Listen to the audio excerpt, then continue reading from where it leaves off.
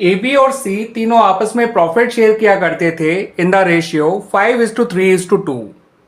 उन्होंने ये डिसाइड किया कि वो इन फ्यूचर आपस में प्रॉफिट शेयर करेंगे इन द रेशियो 2:3:5। और जिस दिन इन्होंने ये डिसाइड किया कि अपना वो प्रॉफिट शेयरिंग रेशियो चेंज करेंगे, तो उस दिन उनकी बुक्स में इन्वेस्टमेंट फ्लक्चुएशन रिजर्व अपीयर कर रहा था ₹20,000 और इन्वेस्टमेंट्स अपीयर कर रही थी ₹1,00,000। और आपको साथ साथ ये भी बता रखा है कि जो इन्वेस्टमेंट है उसकी मार्केट वैल्यू जो है वो ₹95,000 है। आपसे कहा गया है कि आप जर्नल एंट्री पास करिए related to investment fluctuation reserve.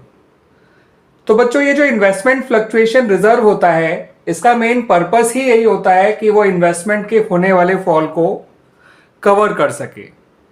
ठीक है बच्चों, तो यहां पर आप देख सकते हैं कि इन्वेस्टमेंट में जो फॉल आ रहा है वो है ₹5,000, क्योंकि उसकी बुक वैल्यू है ₹1,00,000, लेकिन मार्केट वैल्यू यानी आज की वैल्यू है ₹95,000। यानी इन्वेस्टमेंट में जो फॉल आ रहा है वो है ₹5,000। ठीक है बच्चों, और इन्वेस्टमेंट फ्लक्चुएशन रिजर्व की वैल्यू है ₹20,000।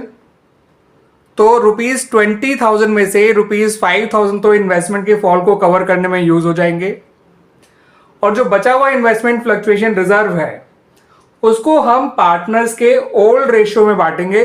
ध्यान रखिएगा बच्चों, उनके ओल्ड प्रॉफिट शेयरिंग रेशियो में डिस्ट्रीब्यूट कर देंगे। ठीक है बच्चों, और ये एंट्री बनेगी कैसे, आइए देख लेते हैं। तो बच्चों, जब इन्वेस्टमेंट फ्लक्चुएशन रिजर्व को हम खत्म करेंगे तो वो डेबिट हो जाएगा। जब भी किसी क्रेडिट बैलेंस को क्लोज किया जाता है तो वो डेबिट हो जाता है, इस बात को याद रखिएगा। तो इन्वेस्टमेंट फ्लक्चुएशन रिजर्व अकाउंट को आप पूरे ₹20,000 से डेबिट करिए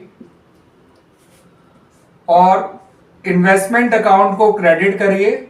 इन्वेस्टमेंट में जब गिरावट आती है तो इन्वेस्टमेंट क्रेडिट होती है, एसेट जब भी कम होती है तो क्रेडिट की जाती है।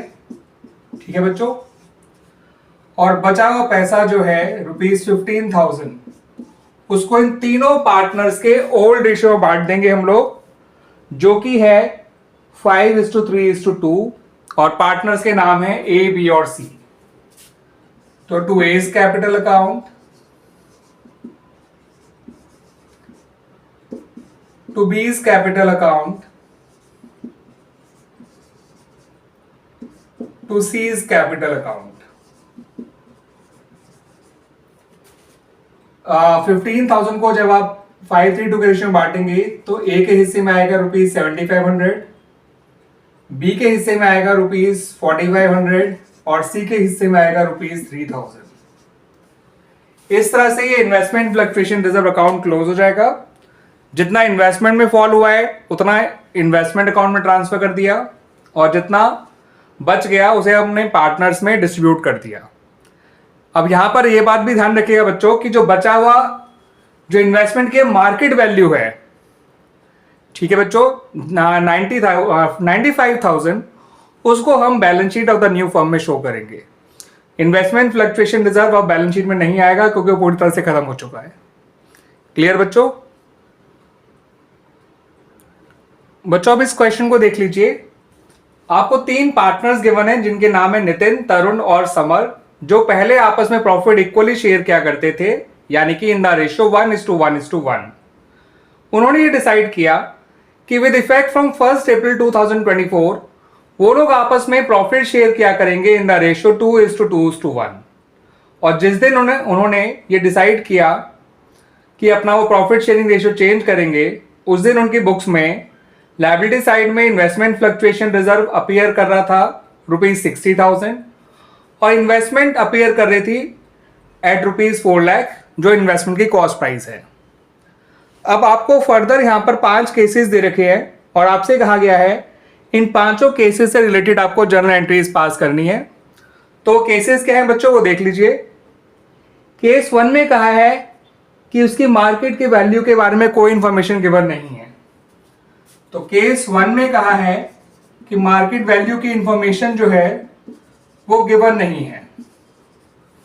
केस 2 में कहा है कि मार्केट वैल्यू जो है वो ₹4 लाख ही है। केस 3 में कहा है कि मार्केट वैल्यू ₹4,24,000 है। ठीक है बच्चों, ये इन्वेस्टमेंट की मार्केट वैल्यू के बारे में बात कर रहे हैं। केस 4 में कहा है कि ये वैल्यू जो है मार्केट वैल्यू वो ₹3,70,000 है।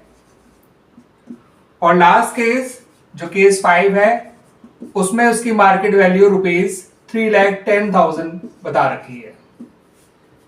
ठीक है बच्चों, तो ये केसेस आपको दे रखे हैं और आपसे कहा गया है इन पांचों केसेस से रिलेटेड आपको जर्नल एंट्रीज बनानी है। ठीक है बच्चों, तो आइए इन केस सॉल्यूशन को देखते हैं केस वाइज कि क्या क्या एंट्रीज बनाई जाएंगी। ठीक है बच्चों, शुरुआत करते हैं केस 1 एंड 2 से, बिकॉज केस 1 और केस 2 का सेम मतलब है। अगर मार्केट वैल्यू के बारे में कोई इंफॉर्मेशन नहीं है या मार्केट वैल्यू उतनी ही है जितनी कॉस्ट प्राइस है, तो ऐसे में आपका इन्वेस्टमेंट फ्लक्चुएशन रिजर्व जो है वो बिल्कुल भी यूटिलाइज नहीं हुआ। ठीक है, मार्केट वैल्यू के बारे में इंफॉर्मेशन ना गिवन होने का मतलब कि उसकी मार्केट वैल्यू में कोई चेंज नहीं आया है, आप यही मानेंगे। और केस 2 में भी यही कहा है कि मार्केट वैल्यू में कोई चेंज नहीं आया है। तो ऐसे में पूरा investment fluctuation reserve among the partners distribute कर दिया जाएगा in their old profit sharing ratio. और इनका old profit sharing ratio equal है, तो पूरे इन्वेस्टमेंट फ्लक्चुएशन रिजर्व को जब आप पार्टनर्स में डिस्ट्रीब्यूट करेंगे तो इन्वेस्टमेंट फ्लक्चुएशन रिजर्व पूरा 60,000 से डेबिट हो जाएगा और नितिन, तरुण और समर जो हैं ये तीनों के कैपिटल अकाउंट क्रेडिट हो जाएंगे in their old profit sharing ratio.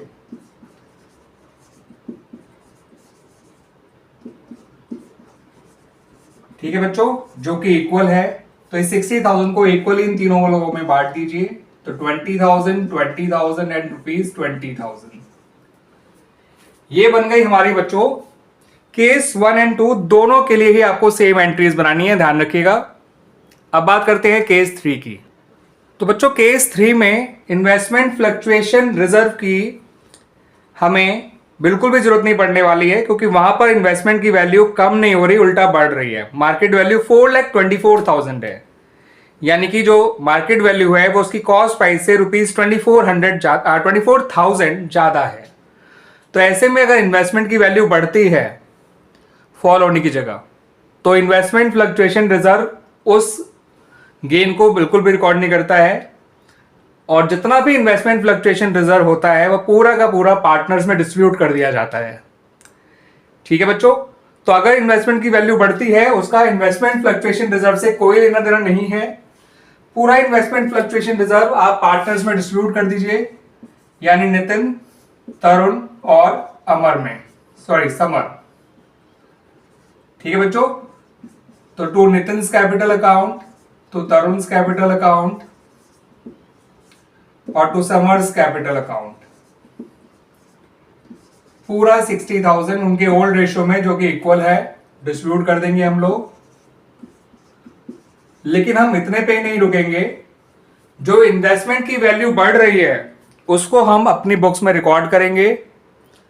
ठीक है, इन्वेस्टमेंट की वैल्यू का बढ़ना मतलब फायदा होना, और जब कोई किसी एसेट में फायदा होता है तो उसको रिवोल्यूशन अकाउंट में ट्रांसफर किया जाता है।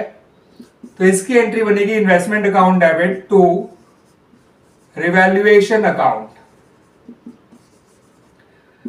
24,000 क्योंकि कॉस्ट प्राइस है ₹4 लाख और मार्केट वैल्यू है ₹4,24,000, तो ये 24,000 जो बढ़ रहा है उसको रिकॉर्ड किया जाएगा। ठीक है बच्चों, और इस रिवैल्यूएशन के गेन को हम अमंग द पार्टनर्स डिस्ट्रीब्यूट कर देंगे इनके ओल्ड प्रॉफिट शेयरिंग रेशियो में। तो उस लॉस को बांटने की एंट्री बनेगी बच्चों revaluation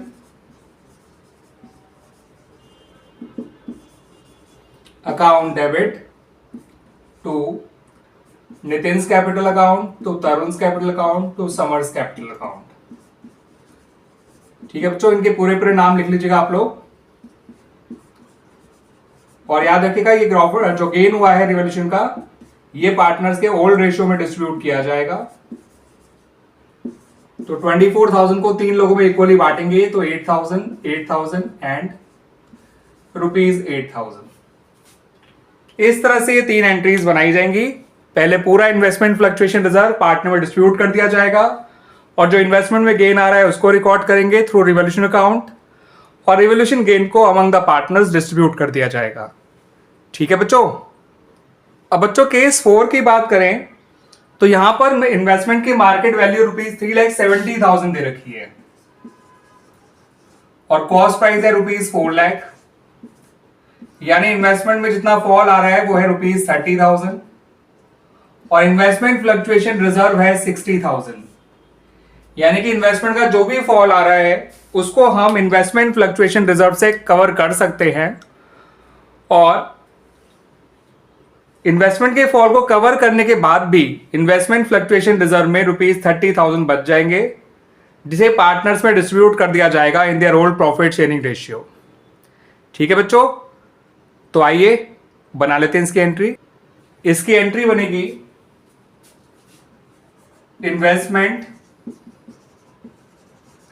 fluctuation reserve account debit to investment account, जितना इन्वेस्टमेंट में फॉल आया है, टू नितिन्स कैपिटल अकाउंट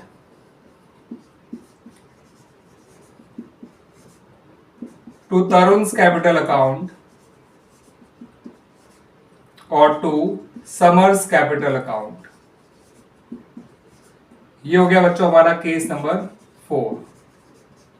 ठीक है बच्चों, यहां लिखेंगे 60,000, यहां लिखेंगे 30,000 और बचे हुए 30,000 को 3 लोगों में इक्वली डिस्ट्रीब्यूट करना है, तो ये तीनों क्रेडिट हो जाएंगे विद ₹10,000। ठीक है बच्चों, इस तरह से ये केस 4 की एंट्री बनाई जाएगी। अब बात करते हैं केस 5 की। तो बच्चों केस 5 में इन्वेस्टमेंट में जो वो आया है, क्या कहते हैं, उसकी मार्केट वैल्यू दे रखी है ₹3,10,000 है, कॉस्ट प्राइस है ₹4 लाख, यानी इन्वेस्टमेंट में फॉल आया है 90,000 का और इन्वेस्टमेंट फ्लक्चुएशन रिजर्व है केवल 60,000। तो ऐसे में ये पूरा fall in investment fluctuation reserve से कवर नहीं हो सकता है। हमें बचा हुआ इन्वेस्टमेंट का फॉल रिवॉल्यूशन अकाउंट के थ्रू कवर करना पड़ेगा, यानी ये वो फर्म के लिए लॉस हो जाएगा। 60,000 तक का फॉल तो हम इन्वेस्टमेंट फ्लक्चुएशन रिजर्व से कवर कर लेंगे, बचे हुए 90,000 के लिए हमें रिवॉल्यूशन अकाउंट को डेबिट करना होगा। एंट्री बच्चों कुछ इस तरह से बनाई जाएगी, investment fluctuation reserve account debit, पूरा नाम लिखिएगा आप लोग बच्चों, revaluation account debit to investment account.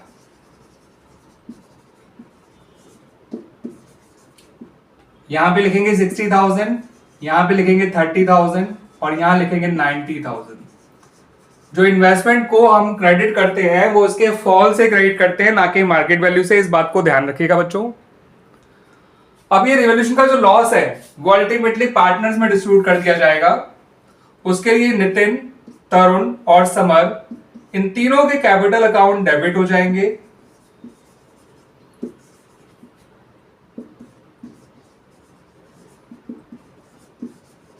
और रिवॉल्यूशन अकाउंट क्रेडिट हो जाएगा। इन देयर ओल्ड रेशियो, इस बात को ध्यान रखिएगा, रिवॉल्यूशन लॉस जो है वो उनकी ओल्ड रेशियो में डिस्ट्रीब्यूट किया जाएगा। यहां पर 30,000 लिखिए, उसको इन तीनों में इक्वली बांट दीजिए, हर एक पार्टनर ₹10,000 से डेबिट होगा।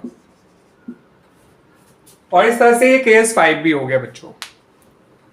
ठीक है बच्चों, उम्मीद करता हूं कि ये पांचों केसेस आपको अच्छी तरह से समझ में आ गए होंगे।